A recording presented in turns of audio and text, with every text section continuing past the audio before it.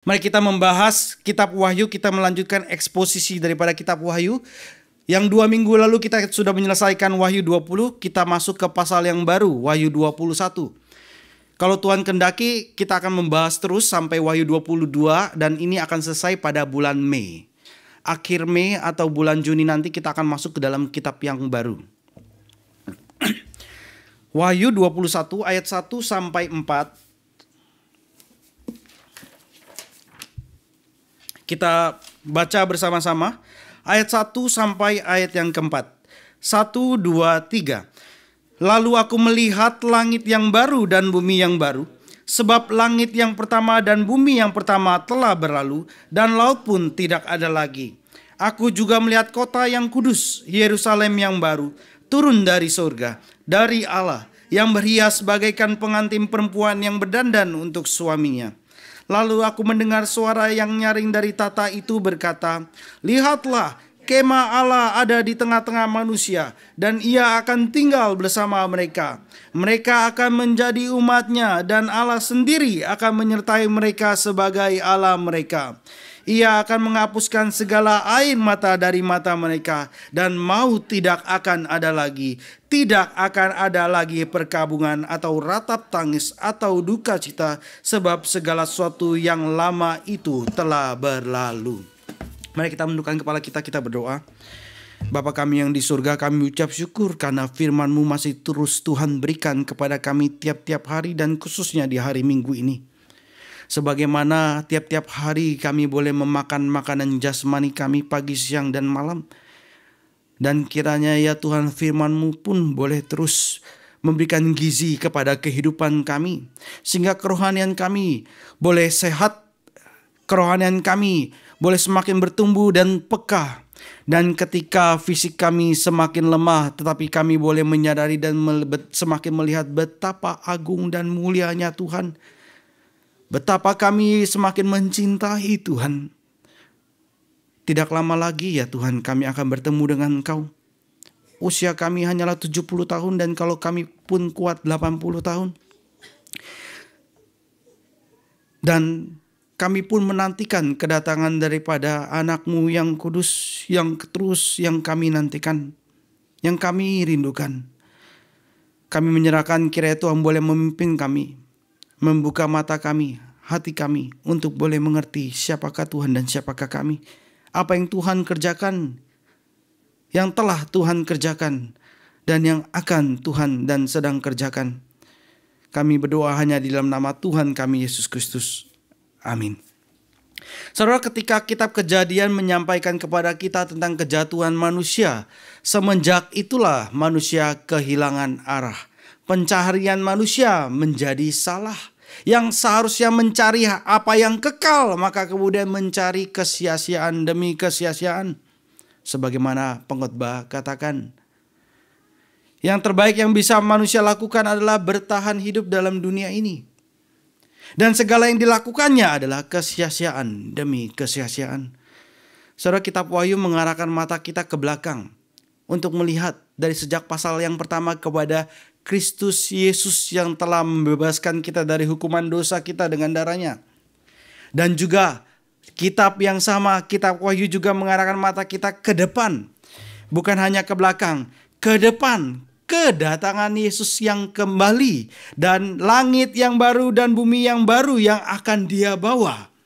Dan dengan cara inilah kitab Wahyu menjawab penderitaan daripada kitab Kejadian. Taman yang hilang pada kitab Kejadian pada akhirnya digantikan dengan kota yang kudus, Yerusalem yang baru. Musuh-musuh rohani kita yang jahat sudah tidak ada lagi.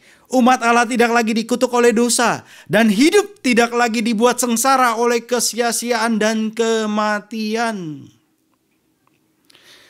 Saudara, barusan ada rekan daripada hamba Tuhan, Vikaris Mitra namanya. Satu kelompok dengan Rachel Ho yang sama-sama di dalam pelayanan mereka yang pernah menderita cancer. Dan dia baru meninggal, dipanggil Tuhan hari Sabtu. Dan itu adalah kesedihan bagi kami tentunya. Karena waktu kuliahan beberapa kali juga berbarengan dan suka satu kelompok dengan Vikaris Vera. Ketika mendengar hal itu tentu saja menyedihkan bagi kami. Tetapi kami pun tidak hilang terhanyut dalam kesedihan. Karena kami segera pun tahu bahwa dia segera bersama dengan Tuhan. Dan itu adalah jauh lebih baik. Karena dia pernah mengalami kecelakaan yang begitu besar, tabrakannya. Sehingga harus dioperasi rahangnya segala macam tubuhnya. Lalu juga kena cancer. Lalu juga dia meninggal itu karena pendarahan di otak.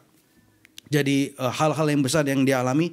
Tapi adalah anugerah besar ketika sekarang dia bisa bersama dengan Tuhan. Dan ketika melihat kejahatan, melihat keberdosaan, melihat akibat daripada dosa, melihat kematian, itu bukanlah sesuatu yang mengenakan. Itu sesuatu yang menyusahkan.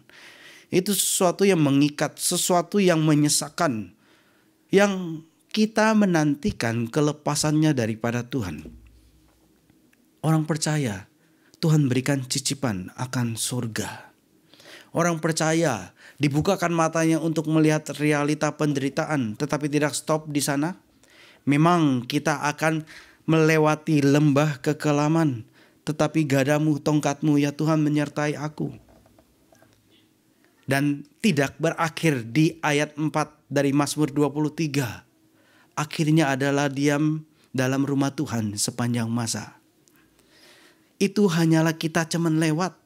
Pada akhirnya adalah kita bersama dengan Tuhan kita. Saudara, kejatuhan pada akhirnya akan dibalikkan. Sehingga apa yang esensial yang hilang daripada kitab Kejadian. Yang dulunya manusia bisa berjalan di taman. Dan Tuhan berjalan di taman. Manusia mendengarkan langkah kakinya. Dan begitu dekat dan ingin datang kepada Tuhan. Tapi sejak kejatuhan manusia berdosa. Manusia cenderung untuk menghindar daripada Tuhan. Menghindar. Menyembunyikan diri. Saudara, ketika gereja memberitakan firman Tuhan dengan sungguh, ketika kecenderungan kita manusia berdosa adalah ingin menghindar dari gereja, ini sebagaimana Adam dan Hawa yang sedang bersembunyi, takut kebobrokannya terbuka. Tetapi ketika Tuhan membukakan kebobrokan seseorang, tujuannya bukanlah untuk membinasakan. Tujuannya adalah untuk menyadarkan siapakah kita di hadapan Tuhan. Kita yang memang telah berdosa yang jauh daripada Tuhan. Dan pada akhirnya dalam kitab Wahyu yang kita baca pada hari ini, dalam pasal 21, kita melihat keterbalikannya. Sehingga apa yang esensial yang hilang daripada kitab Kejadian sekarang dipulihkan. Manusia yang diusir jauh dari hadirat Tuhan, jauh pergi ke timur. Tapi sekarang dalam Wahyu 21 ayat 3 mengatakan, lihatlah, kemah Allah ada di tengah-tengah manusia dan ia akan diam bersama-sama dengan mereka. Mereka akan menjadi umatnya dan ia akan menjadi Allah mereka. Saudara, ini adalah perjanjian Allah dengan umatnya. Suatu perjanjian yang diulang-ulang berkali-kali dari Kejadian sampai kitab Wahyu. Ini adalah hal yang penting, saudara. Umatnya menyebut Allah sebagai Tuhannya, Tuhan sebagai Allahnya. Dan Tuhan memanggil umatnya adalah my people, my own. Begitu dekatnya. Dan ini terjadi, diperlihatkan kepada kita dalam Wahyu 21. Kembali kita melihat ayat yang ke-21 dari pasal 21 ini. Lalu aku melihat langit yang baru dan bumi yang baru. Sebab langit yang pertama dan bumi yang pertama telah berlalu dan laut pun tidak ada lagi. Saudara, ketika Yesus datang kembali, maka alam semesta dan tatanan dunia rohani akan dibersihkan dan diperbaharui. Baik yang kelihatan maupun yang tidak kelihatan. Saudara, kita cenderung sebagai manusia itu begitu angkuhnya ya. Padahal kita begitu sangat terbatas. Kita karena dosa itu terbatas, kita terpolusi, kita itu limited, politik, sama satu lagi apa? Created ya. Kita manusia yang diciptakan ini terbatas dan terpolusi, saudara. Semenjak kejatuhan. Begitu banyak batasan. Walaupun memang Tuhan menciptakan manusia dengan binatang itu dengan fungsinya masing-masing yang berbeda masing-masing. Tapi kita perlu menyadari bahwa kita adalah manusia yang terbatas. Apalagi ketika jatuh ke dalam dosa. Masalah pendengaran kita pernah lihat ya. Berkenaan dengan suara AI atau Totanokayo waktu itu pakai handphone. Ternyata ada dua kubu. Ada yang mendengar itu Totanokayo, ada yang mendengar itu AI. Saudara ingat? Lalu pakai penglihatan juga. Suatu baju, ada yang melihat itu warnanya ungu hitam, yang ada yang melihat itu warnanya putih gold. Memang mata manusia terbatas, telinga manusia terbatas. Tetapi manusia yang angkuh berusaha untuk menilai Tuhan dan mengukur siapakah Tuhan, dan bahkan membuat Tuhan dengan pemikirannya sendiri bahwa mengatakan inilah Tuhan atau tidak ada Tuhan. Betapa angkuhnya manusia. Saudara, pendengaran manusia itu biasanya terbatas dalam rentang 20 Hz sampai 20 kHz. Dan kalau kita semakin tua, tentu itu semakin menurun. Gajah 1 Hz. Suara yang rendah dia bisa dengar. Sampai 20 kHz. Anjing 40 Hz. Sampai 60 kHz. Lebih di atas. Kucing bisa lebih tinggi lagi daripada anjing. Kelelawar range-nya bisa tinggi banget. Dari 1 kHz sampai 200 kHz. Lumba-lumba 75 Hz sampai 150 kHz. Salah satu pendengaran yang terbaik di dunia hewan. Lumba-lumba. Lalu bagaimana dengan mata manusia? Mata manusia itu peka akan cahaya dalam spektrum 380 nanometer sampai 750 nanometer. Itu dari cahaya dari warna ungu hingga warna merah. Bagaimana dengan binatang yang lain? Ini pun manusia hanya 3 jenis warna. RGB. Red, green, blue. Bagaimana dengan binatang? Burung misalnya, elang dan merpati bisa melihat ultraviolet. Saudara, saya punya akuarium. Saya ada lampu LED. Lampu LED itu punya fungsi mengeluarkan cahaya ultraviolet. Ketika diaktifkan saya bingung. Gimana pastikannya? Kok saya nggak bisa ngelihat ultravioletnya? Tetapi itu keluar. Oh, saya percaya aja itu keluar gitu ya. Alat ini kayak tidak membohongi saya. Karena saya nggak bisa ngelihat. Tetapi burung dan merpati bisa melihatnya. Karena itu di bawah 380 nanometer. Memungkinkan mereka untuk lihat jejak daripada urin daripada hewan yang akan dimangsanya. Dia bisa lihat itu. Serangga melihat ultraviolet untuk kenali pola pada bunga yang tidak terlihat oleh manusia. Reptil bisa mendeteksi inframerah, itu di atas ya. Yaitu 750 nanometer di atas itu. Untuk lihat panas tubuh mangsa dalam gelap. Udang mantis punya 12 sampai 16 jenis reseptor warna. Manusia hanya 3. Udang 12 sampai 16 jenis reseptor warna. Kalau melihat hal ini dibandingkan dengan ciptaan lain, kita sangat terbatas. Apalagi bicara mengenai Tuhan. Betapa angkuhnya manusia menilai siapakah Tuhan. Saudara, baik dunia yang terlihat maupun tidak terlihat akan diperbaharui oleh Tuhan. Saudara, akhir dari hidup umat Allah bukanlah di surga, melainkan di langit yang baru dan bumi yang baru yang telah ditulis oleh Tuhan. Memang ketika kita dipisahkan, tubuh kita dan roh kita kembali kepada Tuhan. Tuhan katakan bahwa kita orang yang mati dalam Tuhan akan bertahta di surga bersama dengan Dia. Tetapi itu bukanlah tempat akhir kita. Surga bukanlah tujuan akhir kita. Akhir dari hidup umat Tuhan bukanlah di surga, melainkan di langit yang baru dan bumi yang baru yang telah ditebus. Dalam Kejadian, saudara ingat Allah memberikan mandat kepada Adam. Pelihara taman ini, usahakan taman ini. Apa yang terjadi? Adam gagal. Tetapi di dalam Kristus ini berhasil. Seluruh langit dan bumi akan penuh dengan kemuliaan Tuhan pada akhirnya.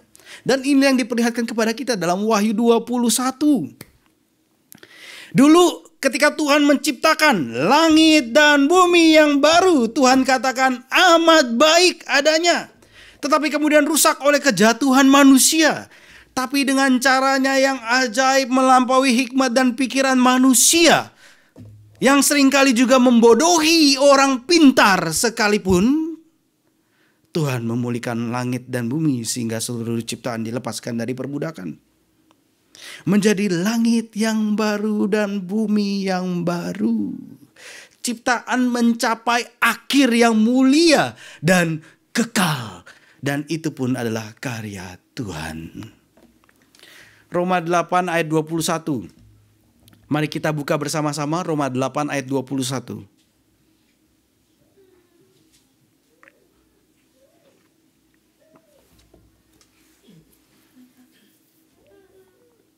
Saya baca TB2. Saudara yang punya TB2 silakan baca TB2 dengan suara yang lebih keras. Yang punya TB1 ya nggak apa-apa baca TB1. Sedang-sedang saja suaranya. Roma 8 ayat 21 sama-sama. 1, 2, 3. Tetapi dalam pengharapan karena ciptaan itu sendiri juga akan dimerdekakan dari perbudakan kebinasaan dan masuk ke dalam kemerdekaan dan kemuliaan anak-anak Allah. Apa bedanya? Satu makhluk, satu ciptaan. Yang lebih tepat terjemahan memang ciptaan, lebih mudah dimengerti ya. Ciptaan. Ciptaan itu apa atau siapa? Seluruh ciptaan. Baik yang kelihatan maupun tidak kelihatan. Dunia yang kelihatan maupun dunia yang tidak kelihatan. Seluruh ciptaan yang dibatasi oleh ruang dan waktu. Dimerdekakan dari perbudakan kebinasaan dan masuk ke dalam kemerdekaan dan kemuliaan anak-anak Allah. Ciptaan menantikan waktu ini. Saudara, mari kita kemudian buka 2 Petrus 3 ayat 10.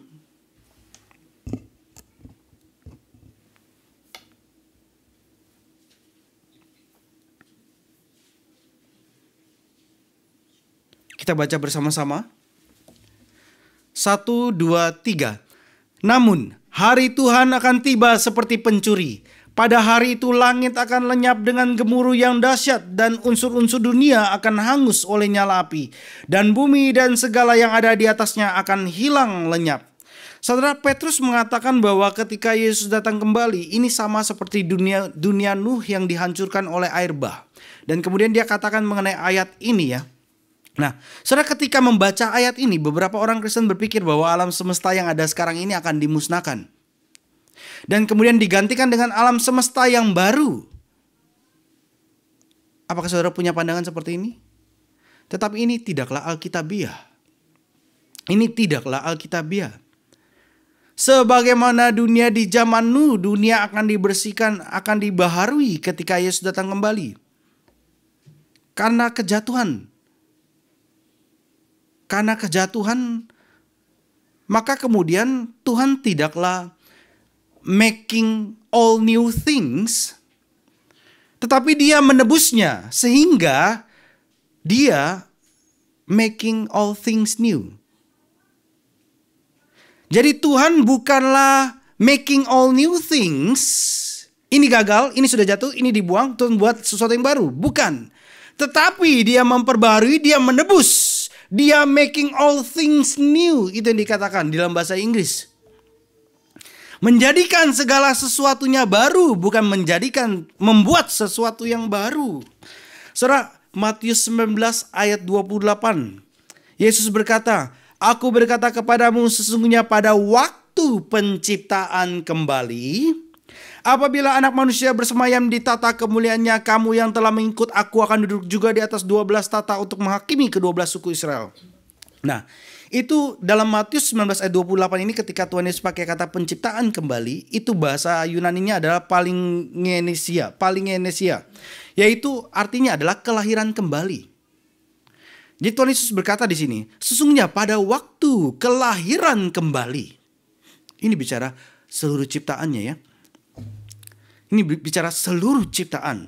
Ini bicara seluruh alam semesta. Ini bicara yang kelihatan maupun yang tidak kelihatan. Dan ketika bicara mengenai kelahiran kembali, maka saudara akan ingat apa berkenaan dengan Alkitab bicara kelahiran kembali? Kelahiran kembali, regeneration. Siapa yang dilahirkan kembali? Ini sudah mudah banget. Manusia. Manusia dilahirkan kembali. Nikodemus datang kepada Yesus, tanya, dan Tuhan Yesus menjelaskan, kamu harus dilahirkan kembali. Dilahirkan kembali adalah manusia. Ini sebagai manusia yang berdosa, karena datang kepada Yesus, maka kemudian dilahirkan kembali. Demikian juga saudara, dengan dunia ciptaan lainnya akan dilahirkan kembali. Oleh sebab itu dikatakan oleh Paulus dalam Roma 8, sekarang ciptaan itu merintih, sama-sama menantikan akan datangnya ini.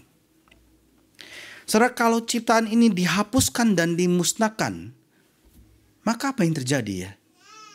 Kalau dihilangkan, dimusnahkan, apa yang terjadi? Iblis menang. Iblis senang. Karena itulah tujuannya. Karena karya Allah yang mulia yang telah diciptakan dalam kitab Kejadian berhasil digulingkan. Bumi yang lama yang telah jatuh dihancurkan, Tuhan buat sesuatu yang baru.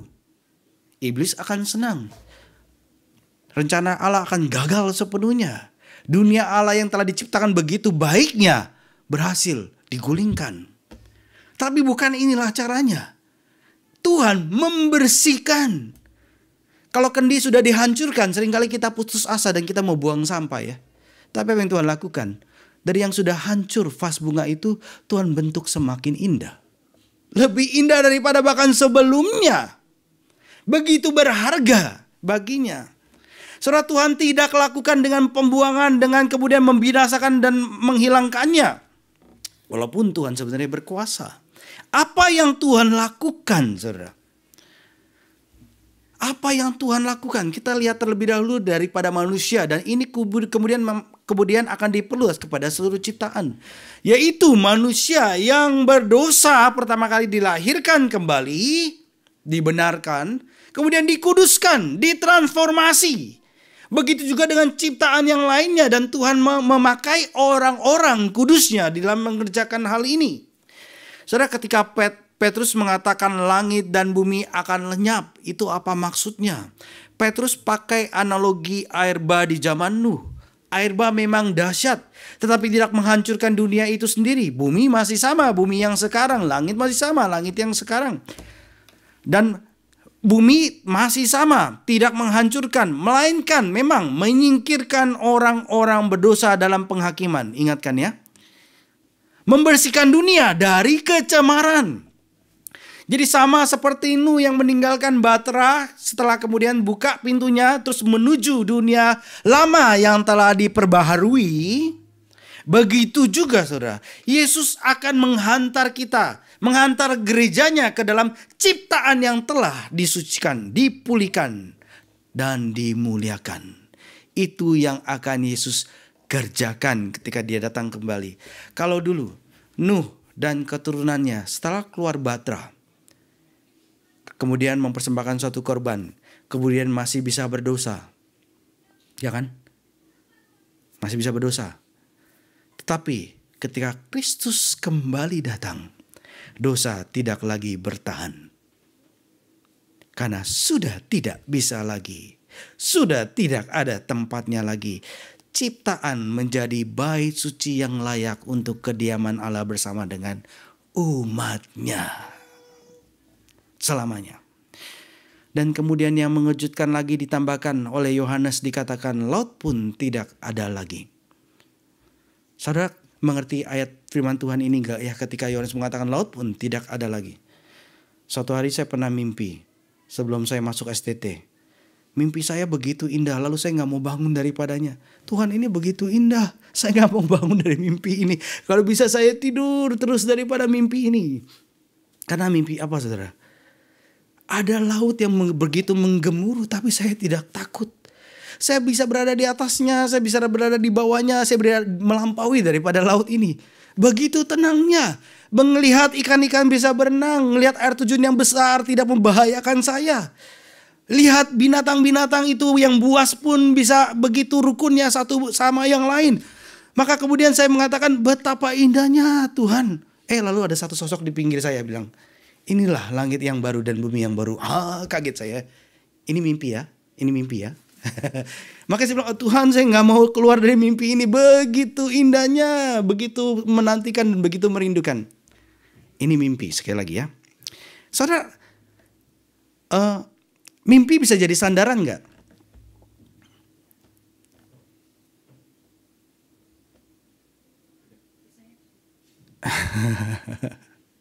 Mimpi tidak bisa jadi sandaran. Ya, mimpi tidak bisa jadi sandaran. Betul. Mimpi itu harus diuji. Apakah sejalan dengan firman Tuhan? Ataukah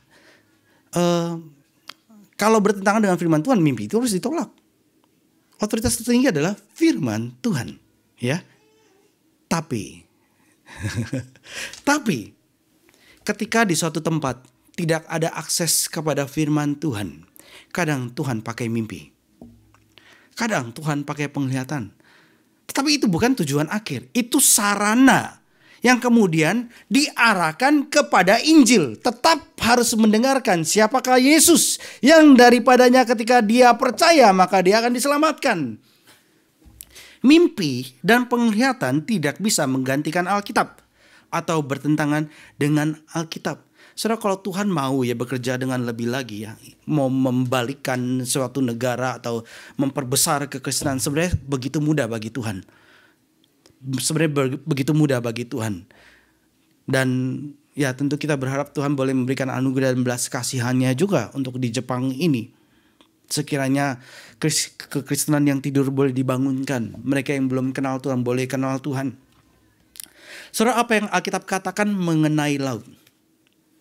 Bukan mengenai mimpi saya. Saya bilang, "Oh, itu kan ada kan, masih ada laut dalam mimpi saya." Itu tidak bisa disandarkan. Itu hanyalah mimpi. Dalam Alkitab, ketika Alkitab bicara mengenai laut, dalam simbolisme kitab Wahyu, laut punya makna teologis bukan topografis. Laut adalah dunia kejahatan dan pemberontakan terhadap Allah. Bagi orang Israel, laut adalah kegelapan yang besar yang tidak diketahui yang darinya kejahatan itu datang. Laut adalah sumber kekacauan dan kehancuran. Kita juga lihat ya dalam Wahyu pasal sebelum-sebelumnya, Wahyu 12 ayat 17. Dikatakan iblis berdiri di tepi pantai. Ya kan ya? Di tepi pantai. Dan kemudian di pasal berikutnya di Wahyu 11, segera ayat 1, dikatakan dia mengeluarkan binatang buasnya dari laut. Setelah iblis berdiri di tepi pantai, dia keluarkan binatang buas dari tepi laut. Ya, ini bicara kejahatan, kegelapan. Lalu kita juga sudah melihat di pasal 17 sampai pasal 20. Kita diperlihatkan pelepasan naga, binatang buasnya dan pelacurnya, dan bersama dengan seluruh rencana jahatnya. Ini bicara kekacauan. Akhirnya bahkan laut tempat mereka berasal kemudian maka tidak ada lagi. Ini yang dinyatakan kepada kita. Laut tidak ada lagi. Laut tidak ditemukan karena sudah dilemparkan semuanya ke dalam api. Di pasal yang ke-20 akhirnya, saudara, kita menantikan ciptaan yang diperbaharui, di mana tidak ada lagi kejahatan, tidak ada lagi pelanggaran, bahkan tidak ada godaan untuk berbuat dosa. Dan ketika kita hidup di dunia ini saat ini, kita dipanggil untuk hidup sebagai anak-anak terang, Efesus 5 ayat 8. Dan saat kita hidup di dunia ini, Ibrani 6 ayat 5 katakan, kita mencicipi kuasa-kuasa zaman yang akan datang. Kita pun yang hidup di zaman ini bisa mencicipi apa yang akan datang. Sebaliknya, di luar Tuhan yang dicicipi adalah neraka. Soal berikutnya yang terjadi ketika Yesus datang kembali adalah di ayat yang kedua. Aku juga melihat kota yang kudus, Yerusalem yang baru turun dari surga dari Allah yang berhias bagaikan pengantin perempuan yang berdandan untuk suaminya. Mari kita baca Yesaya 62 ayat 2 sampai 5. Yesaya 62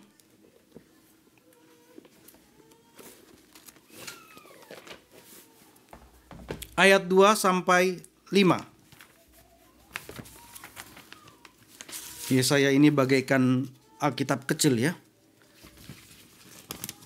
39-nya bagaikan perjanjian lama, 27 pasal berikutnya bagaikan perjanjian baru, Dan 4 pasal sebelumnya di Perjanjian Baru itu bagaikan kitab Injilnya, dan kemudian akhir-akhirnya bicara mengenai, sampai pada akhirnya bicara mengenai langit dan bumi yang baru. Mirip sekali. Kadang terkagum akan kitab Yesaya ini, benar-benar kayak Alkitab kecilnya. Yesaya 62 ayat 2 sampai 5. Saya baca. Demi Sion, ini Yerusalem ya, aku tidak akan diam, dan demi Yerusalem aku tidak akan tinggal tenang, sampai kebenarannya bersinar seperti cahaya dan keselamatannya menyala seperti sulu. Bangsa-bangsa akan melihat kebenaranmu, dan semua raja akan melihat kemuliaanmu. Orang akan menyebut engkau dengan nama baru yang akan ditentukan oleh Tuhan sendiri.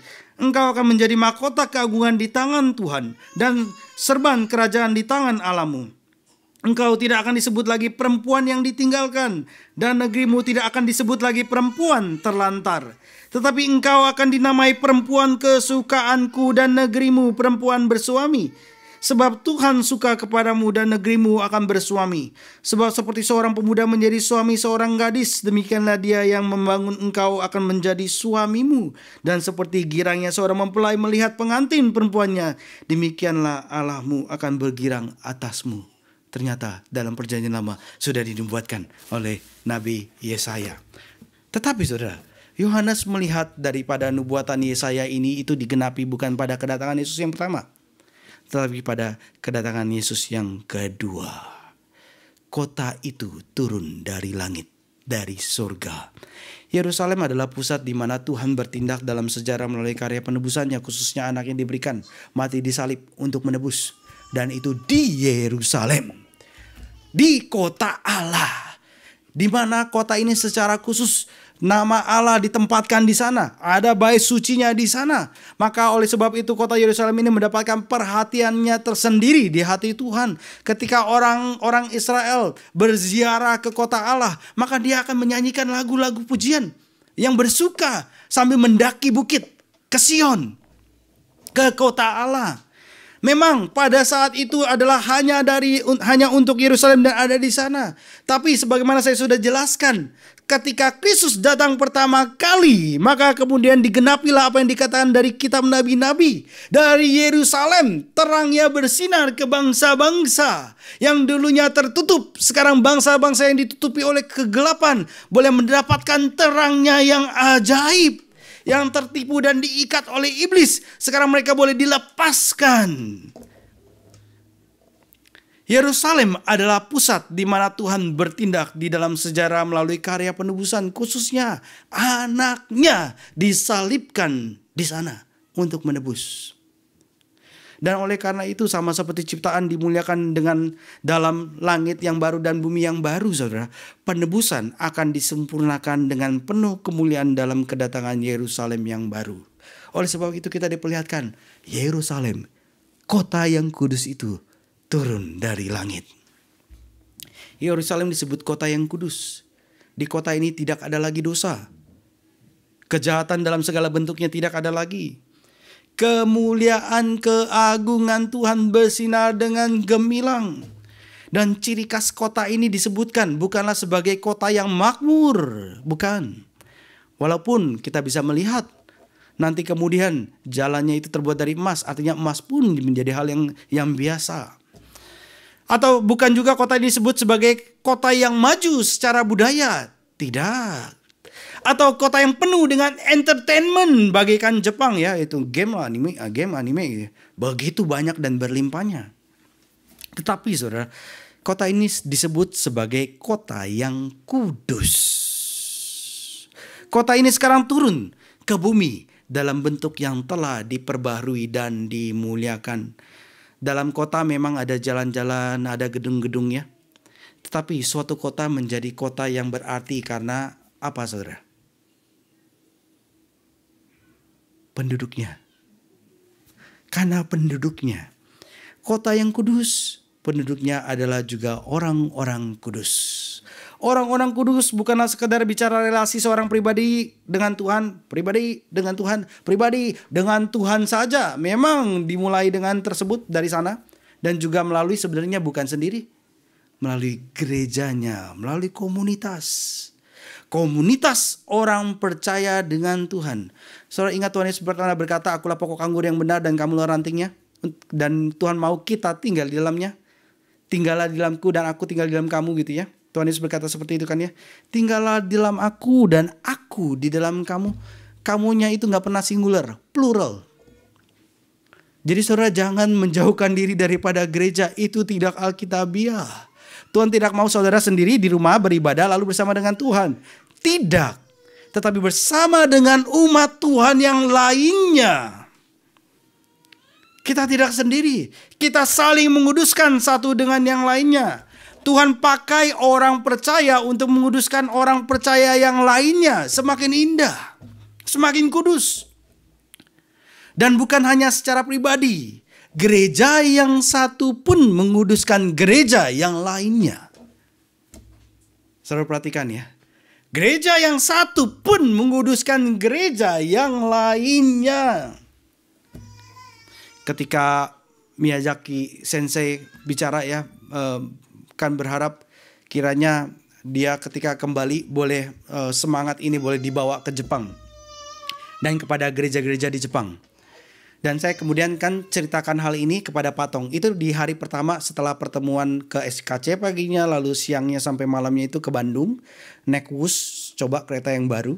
Lalu kemudian kembali jam 9 sampai di RMCI jam 9 malam. Lalu saya ke kantornya Patong. Dan di situ saya ceritakan apa yang Miyazaki Sensei alami dan katakan. Dan juga Terada Sensei. Lalu sudah jam 11 malam. Kemudian Patong ajak berdoa, lalu berdoa karena Patong akan segera tidur. Lalu dalam doanya Patong mengatakan begini saudara, kiranya mereka boleh belajar dari kami dan kami boleh belajar dari mereka. Ini bicara saling menguduskan. Saudara, kalau seseorang selalu mengatakan bahwa kamu harus belajar daripada saya, orang ini angku saudara. Orang ini angku. Orang ini nggak bisa lagi bertumbuh. Padahal dari keberdosaan atau kesalahan orang pun kita masih bisa belajar loh sebenarnya. Bahkan dari iblis pun kita sebenarnya bisa belajar loh. Kegigihan dia. Ya. Kelihayannya dia.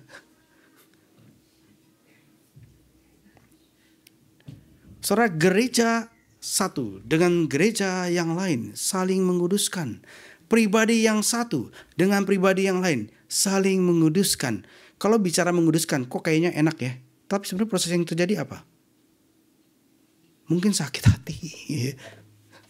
Lo ngomongnya kasar ya. Mungkin begitu ya. Tapi dia itu kebenaran firman Tuhan yang dinyatakan. Berarti saya harus tunduk. Gitu ya. Prinsipnya adalah, apakah itu kebenaran firman Tuhan? Kalau itu kebenaran firman Tuhan, kita harus tunduk di bawahnya. Kebenaran firman Tuhan. Saudara, bagi orang-orang percaya, Petrus katakan dalam 1 Petrus 1 ayat 4-5. Gak usah buka, saya bacakan saja ya. Untuk menerima warisan yang tidak dapat binasa, yang tidak dapat cemar dan tidak dapat layu, yang tersimpan di surga bagi kamu, yang dipelihara dalam kekuatan Allah melalui imanmu untuk keselamatan yang telah siap dinyatakan pada zaman akhir. Ini mau ngomong apa? Bahwa Tuhan menyimpannya untuk orang percaya. Untuk pada akhirnya diberikan kepada mereka. Jadi begini saudara. Ini bukan seperti seorang orang tua punya anak. Anaknya itu, orang tuanya itu beli kado. Memberikan sesuatu untuk anaknya. Simpan dalam lemari. Lalu kemudian suatu hari ketika hari itu tiba. Kemudian anaknya itu kemudian dimasukkan ke dalam lemari. Untuk menikmati kadonya di dalam lemari. Bukan. Tetapi kado itu dikeluarkan. Dan kemudian anak itu bisa menikmati kado itu di tempat anak itu berada. Nah, begitu juga saudara. Kita diciptakan di bumi ini, lahir ke dalam bumi ini. Memang untuk sementara waktu kita ke surga, tapi kemudian Tuhan akan membangkitkan kita kembali. Ingatkan ya, baik orang percaya maupun tidak percaya, penghakiman Tuhan datang, memisahkan kedua kubu ini, dan kemudian segera semuanya dihukum. Ini yang terjadi, Wahyu 21. Ketika kita bersama dengan Tuhan di bumi ini, Tuhan mendatangkan ini. Makanya yang sebagaimana Petrus katakan, tersimpan di surga bagi kamu yang dipelihara dalam kekuatan Allah melalui imanmu untuk keselamatan yang telah siap dinyatakan pada zaman akhir. Kemudian dikeluarkan, diberikan kepada umat yang percaya. Makanya inilah yang kita lihat yang dikatakan oleh Yohanes.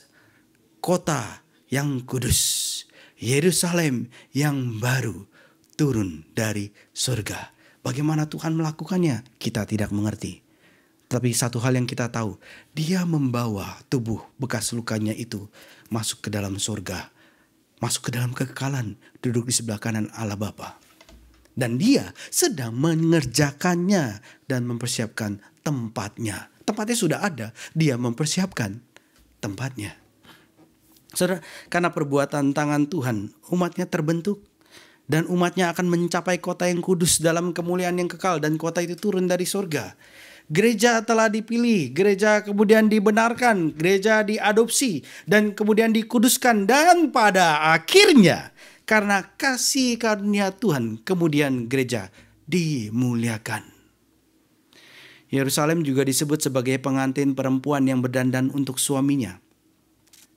Ini artinya Yerusalem yang baru itu ditandai dengan keintiman yang penuh kasih yang dicirikan oleh penduduknya. Dan ini kan perintah Tuhan yang terbesar yang pertama.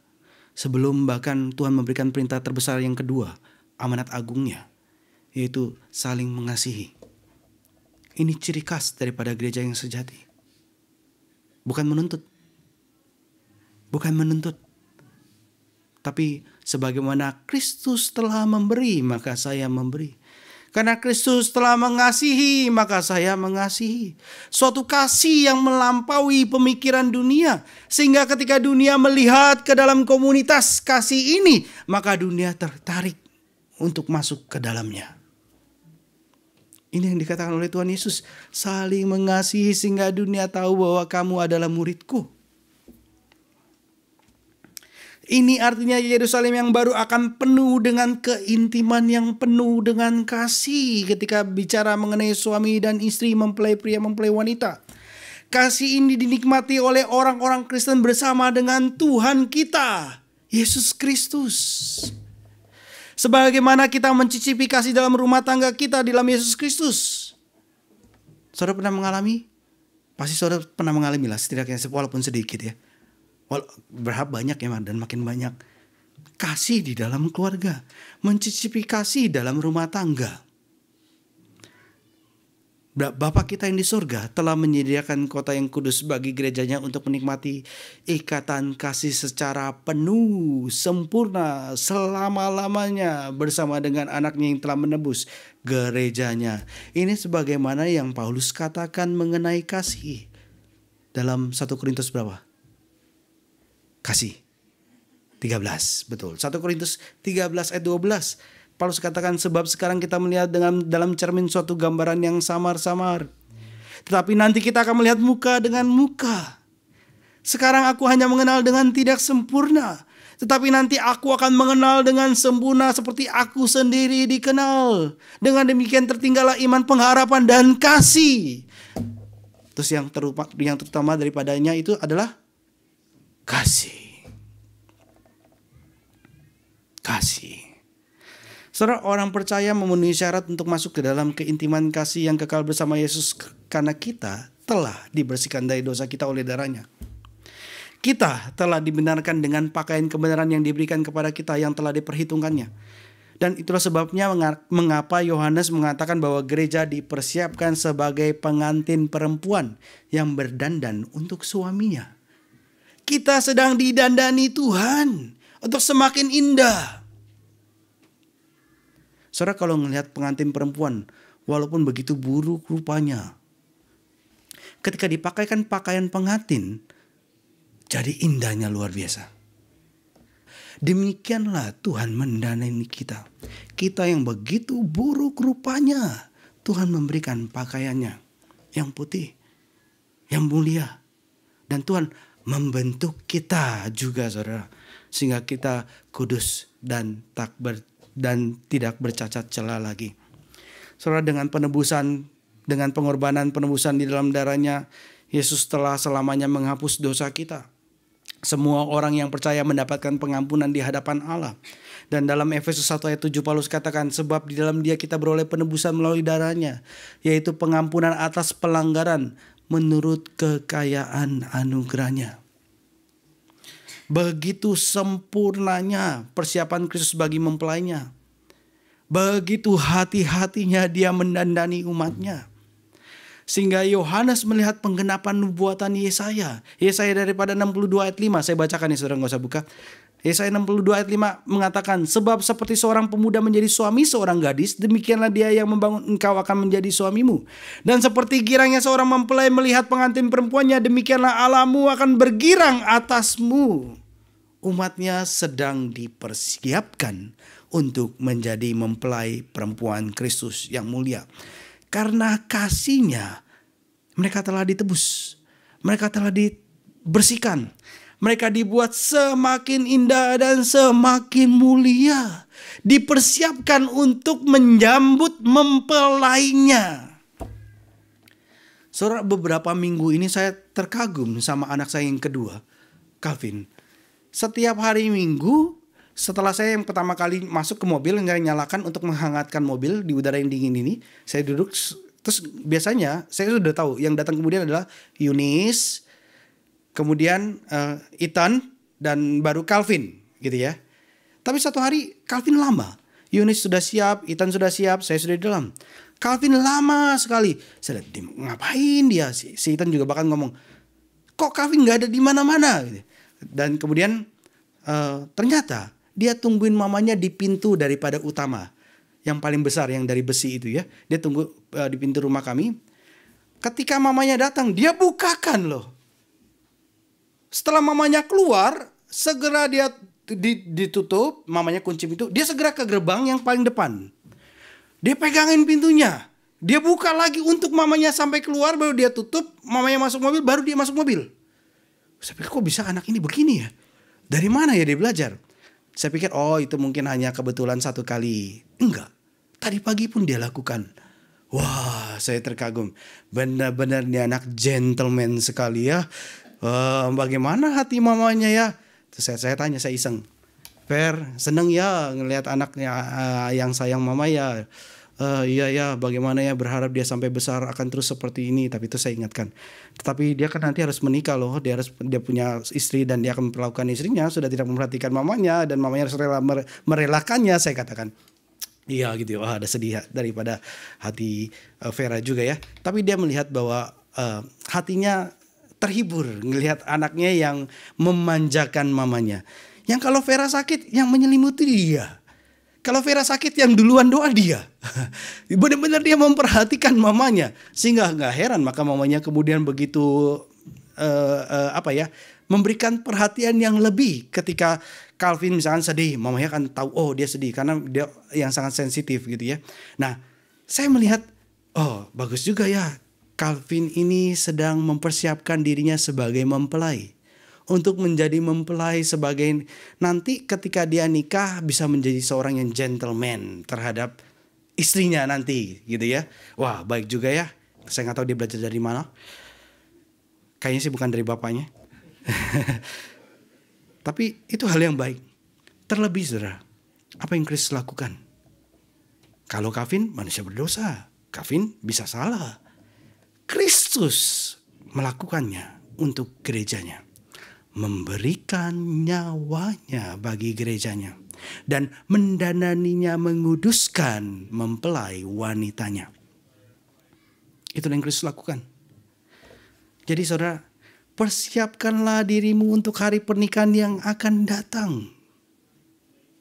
Dengan iman, kejarlah keindahan kekudusan. Hai umatnya yang dikasihinya. Sebenarnya Kristus sekarang sedang bekerja keras untuk terus menguduskan umatnya setelah dia menyucikannya dengan memandikannya dengan air dan firman. Supaya dia dapat mempersembahkan jemaat di hadapannya dengan cemerlang tanpa cacat atau kerut atau yang serupa itu. Supaya jemaat kudus dan tidak bercela. Mari kita buka Efesus 5 ayat 25 sampai 27. Efesus 5 ayat 25 sampai 20. Oh ada di sini di PowerPoint. TB2 ya. Sama-sama kita baca 1, 2, 3. Hai suami, kasihilah istrimu sebagaimana Kristus telah mengasihi jemaat dan telah menyerahkan dirinya baginya untuk menguduskannya Sesudah ia menyucikannya dengan memandikannya dengan air dan firman. Supaya dengan demikian ia menempatkan jemaat di hadapan dirinya dengan cemerlang, tanpa cacat atau kurut atau yang serupa itu, tetapi supaya jemaat kudus dan tidak bercela. Paulus bicara mengenai relasi gereja dengan Kristus, tapi juga bicara mengaitkan ini dengan relasi dalam keluarga. Sebagaimana Tuhan sedang kerjakan di dalam hal yang grand, yang besar, yang melibatkan seluruh alam semesta, Tuhan pun kerjakan lewat pribadi demi pribadi yang Tuhan persatukan. Hai suami, hai istri, firman-Nya katakan, firman-Nya ketika berkata, lakukanlah. Mungkin bagi saudara itu adalah hal yang beban yang berat, tetapi adalah lebih berat, lebih susah kalau saudara tidak melakukan. Tetapi ketika saudara melakukan firman Tuhan, begitu ringannya kuk yang harus kita pikul, karena kita tidak sendirian, karena Kristus berjalan bersama dengan kita. Kerbau itu pikul kuk gak sendiri saudara, dua. Tuhan bersama dengan kita ketika kita melakukan firman-Nya. Kasihilah istri, hormatilah suami. Hal yang simpel, mungkin sulit dilakukan, lakukanlah sebagaimana Kristus memberikan nyawanya bagi umatnya. Demikianlah hai suami, berikanlah nyawamu bagi istrimu. Mari kita tunduk kepala kita berdoa. Minta Pak Maro boleh pimpin kita di dalam doa. Bapa di dalam surga, kami berterima kasih untuk firman-Mu ya Tuhan. Firman-Mu yang telah mengingatkan kami bahwa apa yang telah Tuhan kami Yesus Kristus kerjakan begitu sempurna. Dia yang telah menebus kami, menguduskan kami, sampai nanti kami pun bertemu dengan Dia sendiri sebagai Raja di dalam kekekalan, di langit dan bumi yang baru. Semua orang percaya akan dikumpulkan bersama-sama dengan Tuhan di dalam kasih yang sejati. Kami tahu ya Tuhan, ketika kami ada di dunia ini, kami masih mengalami penderitaan, kesakitan, bahkan akibat dosa-dosa kami sendiri maupun dosa-dosa sesama kami, akibat kejatuhan manusia di dalam dosa. Begitu banyaknya ya Tuhan kebobrokan yang terjadi, kejahatan yang masih kami lihat, kami alami. Tetapi nanti di langit dan bumi yang baru ya Tuhan, tidak akan ada lagi semuanya itu. Dosa-dosa sudah hilang sempurna. Yang ada adalah kasih di dalam Tuhan dan kekekalan bersama semua orang-orang kudus dan bersama dengan Tuhan sendiri. Kami bersyukur ya Tuhan, kalau sekarang pun di tengah-tengah kejatuhan pun masih ada cicipan-cicipan yang boleh kami rasakan. Itu adalah anugerah daripada Tuhan sendiri. Dan kami sungguh merasakan kasih yang sejati, cicipan sorga yang sejati ada di dalam gereja. Kami berterima kasih ya Tuhan, karena firman-Mu yang Kau berikan.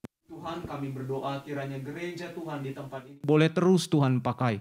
Tuhan bangkitkan gereja kami dan semua orang percaya di tempat ini untuk boleh menyaksikan kemuliaan Tuhan, memberitakan bahwa nyata ada pengampunan dalam Tuhan dan ada kehidupan bersama dengan Tuhan di dalam kekekalan nanti ya Tuhan. Tidak akan ada penghukuman lagi bagi orang berdosa yang telah diampuni Kristus. Terpujilah Tuhan.